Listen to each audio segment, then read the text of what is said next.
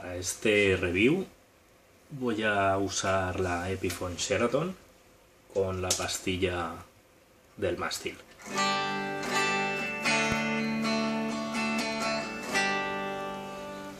Vamos a ver cómo suena con el Zen activado.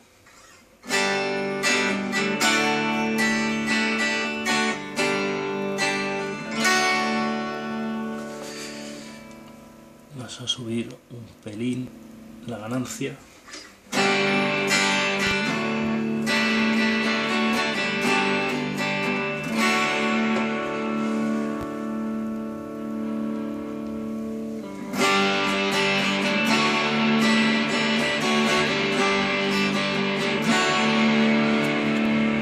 Vamos a meterle más chicha a la voz.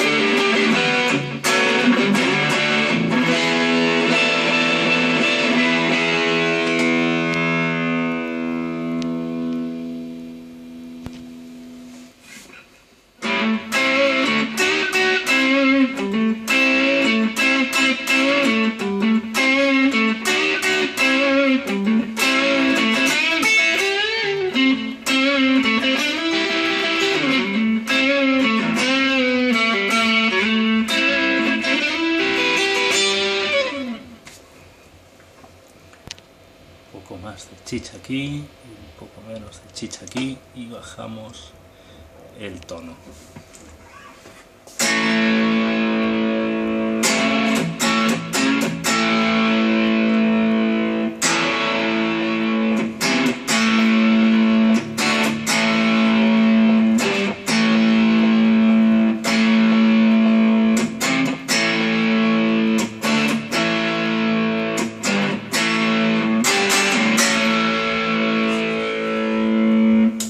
Y ahora con la pastilla del puente